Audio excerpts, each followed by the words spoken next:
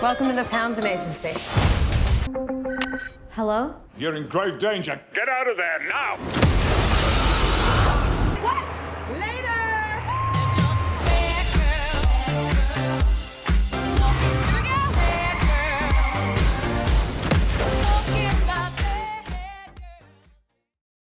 So I'm Corey Andrew, and I'm with Instinct Magazine, and we are leading LGBTQ plus. You know, it's like a lot. We keep adding letters. Great. But Hey, yeah, man. so we're leading LGBTQ. I have all the publication. patience for that, and please help me understand why your letter exists. Well, it's so weird because we keep adding them, and I don't even understand them. It's like a sandwich sometimes, right? It's like Yeah. a LGBTQ on the rise. It's weird, but Yeah. but we are. But no one wants a sandwich with just like a piece of meat in. No. Do you know what I mean? No, let's stack it up. Let's stack Yes, it it is up. the variety that we offer. Thus, here I am. yeah. Trying to represent some variety, and you girls represent Thank variety you. too. So thank you Thank for you. a wonderful film. Thank you. So the screening was great last night. I'm a Charlie's Angels purist because I grew up with the original as a child of the '70s, right? And so I love that you brought the franchise back, and it looks wonderful. So, is there a feeling of a responsibility for you because it's such a beloved franchise? Is there a responsibility that you feel, maybe even pressure, to sort of like, for whatever it means, do it right, whatever that means actually, but just to kind of be conscious of how much of a beloved brand it is, right? You're like the brand police now. Yeah, of course. I mean, we're never not acknowledging the previous iterations of the franchise. You know, like We get to be Charlie's Angels because there were other angels that came before us, and we definitely acknowledge like how we're sort of standing on that very solid ground. yeah. So this continuation really, I think, builds on their legacy that they've that they've left for us. Yeah. Yeah.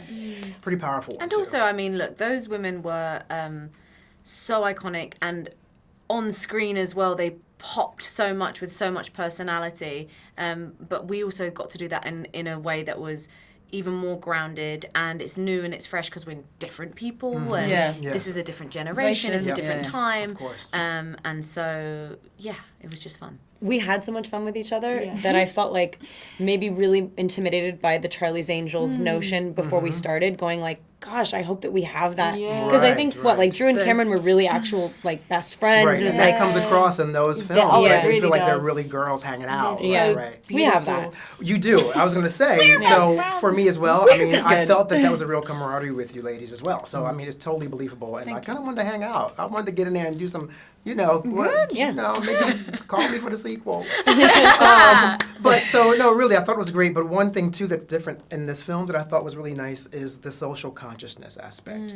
There's a whole storyline there that I won't give away, but there's the character of Jane has a whole other situation going on that leads into a bigger social consciousness for women. So tell me your thoughts about how that element plays into the film for you, as opposed to just being like a fun, action film.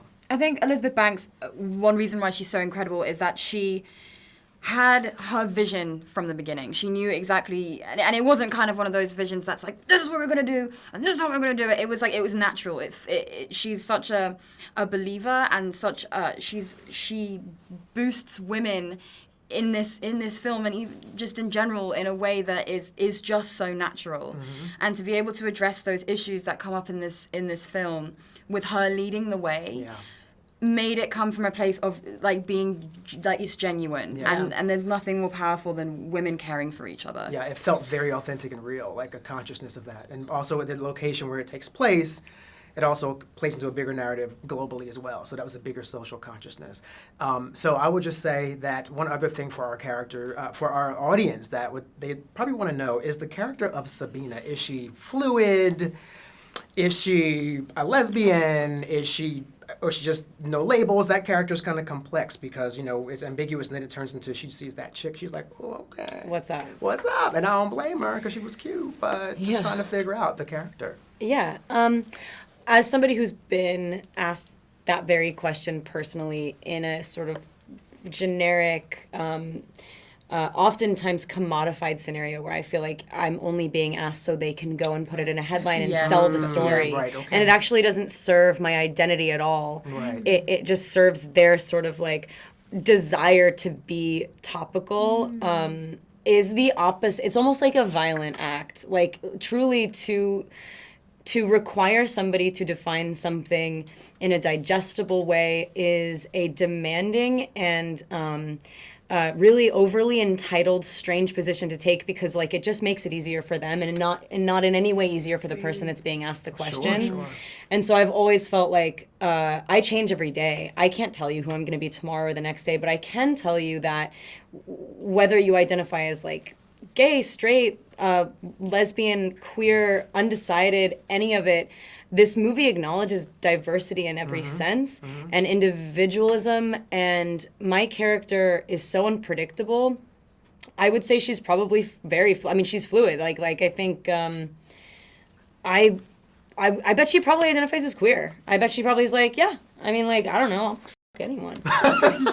Well, then here. And thank Yeah. you for that answer. And I appreciate that. And I'm actually now more conscious of that question in Yeah. the future as well. So thank you. Yeah, of course. Just